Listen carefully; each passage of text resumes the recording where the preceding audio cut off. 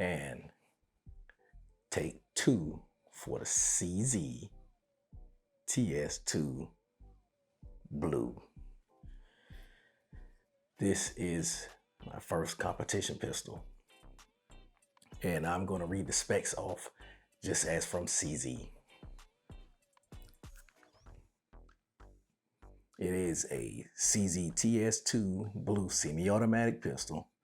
It's got black poly coat, steel frame with blue aluminum hand. The empty weight is 46.5 ounces.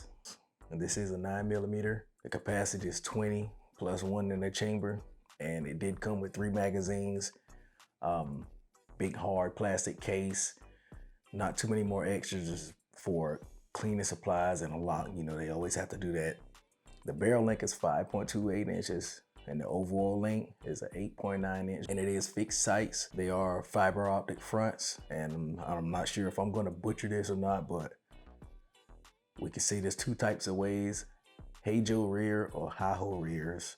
It does have an ambidextrous safety and an integral accessory rail and checkered front straps, 25 line inch checkering, and it is very aggressive. Nice high beaver tail, just as its shadow. Does have a very audible safety for your lefties. It works, but it does lend itself more to a right-hand shooter, and you can definitely use the safety as a gas pedal, but not for your other thumb. But you can definitely use it to manage the recoil. The recoil is pretty light and manageable. This is a hefty pistol. If you haven't picked up a pistol of this size and this weight, it's a pretty hefty guy. And we're gonna go over, let you know this is a clear firearm. So, empty mags. We're gonna go over pretty much the cons to it first. I always like to get the cons out of the way. And to me, it would have to be the magazine release. It sticks out pretty far. That would be the only problem for me with this, due to how far it sticks out and how aggressively I hold this pistol. It tends to dig into my left hand, and actually developed a callus. So other than that, I mean, it's a good pistol to me. Well, and then another thing, I wish it would have came with adjustable sights, but this is what you get on the base models.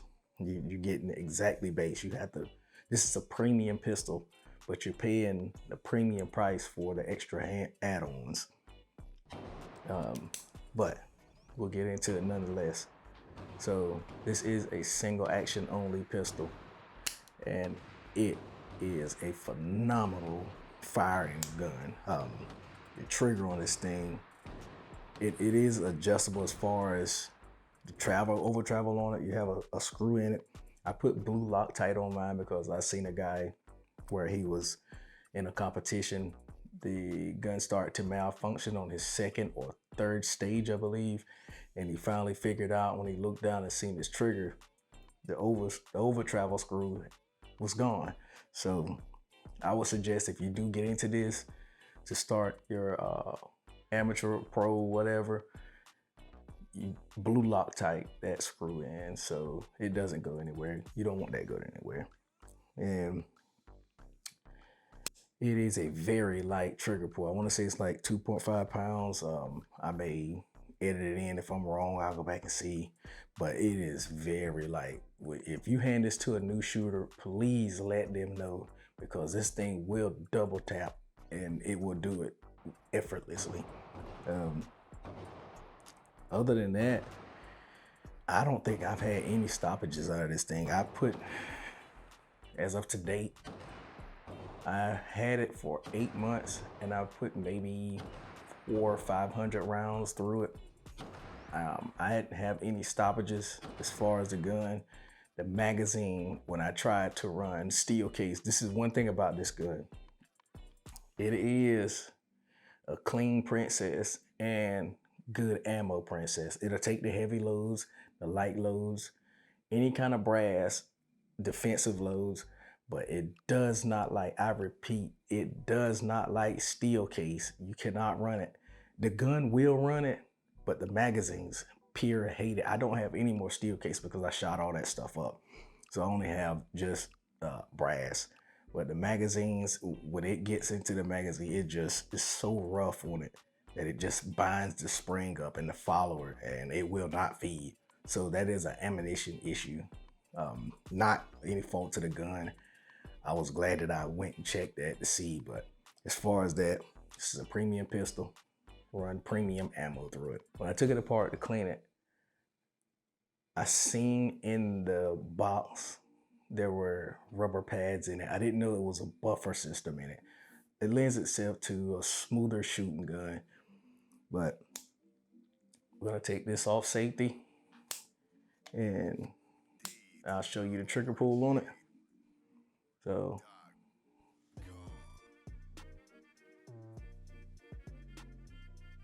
that's your take up.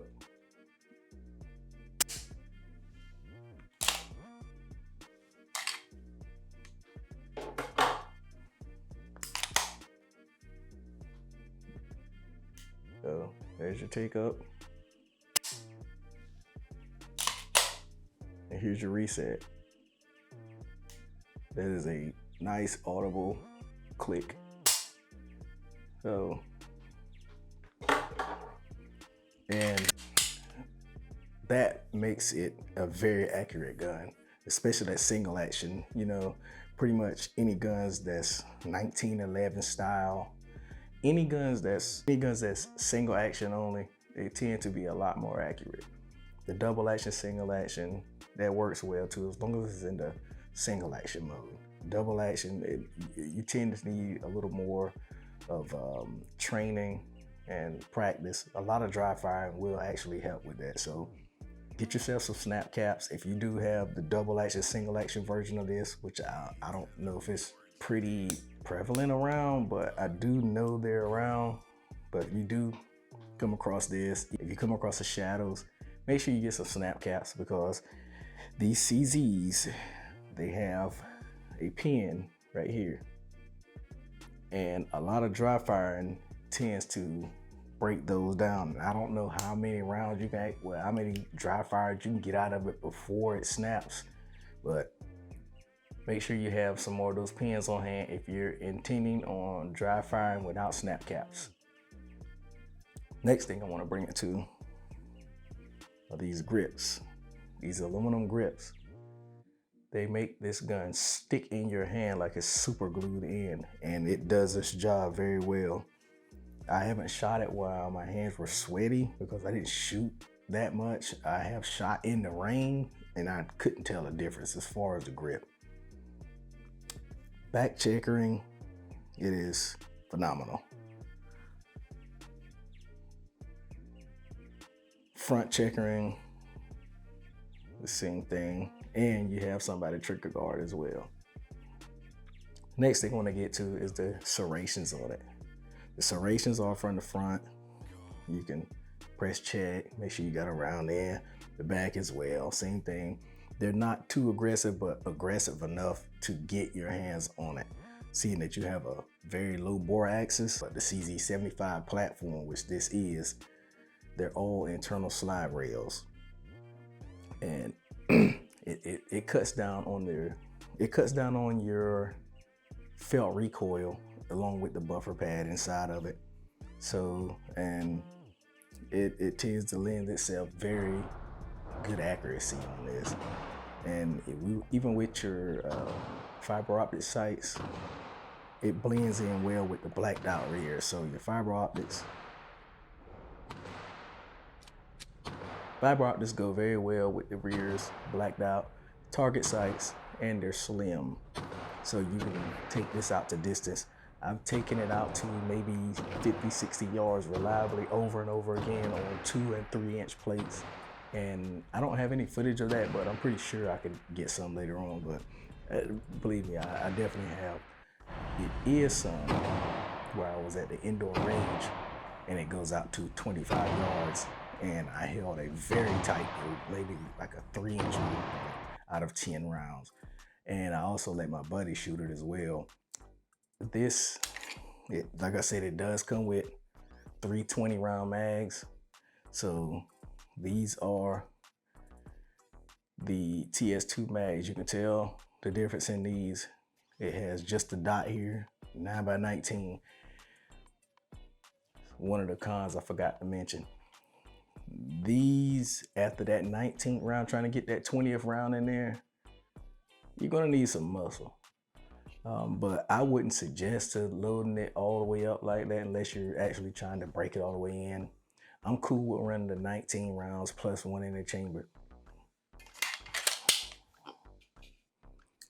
This gun also, if you need another alternative, I wouldn't suggest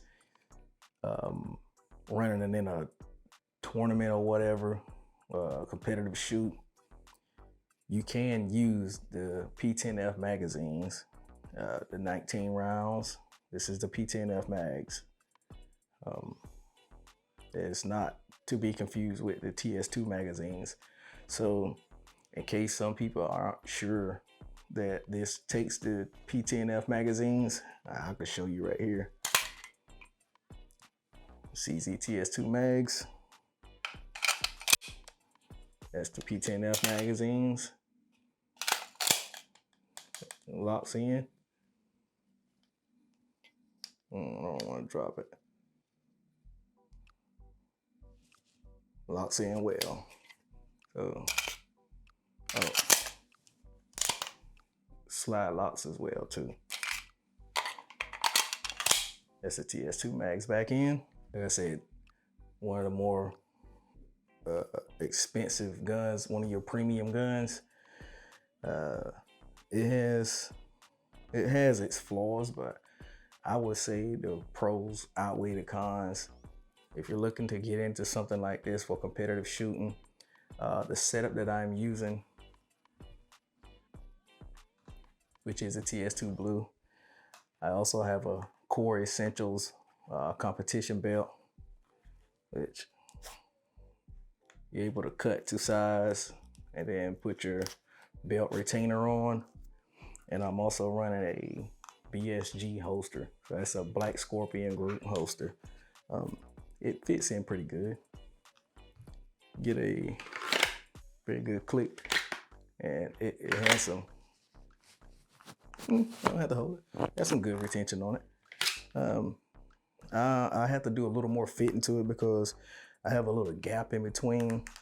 So the Core Essentials is a little thick. It is a hefty boy, but it works very well.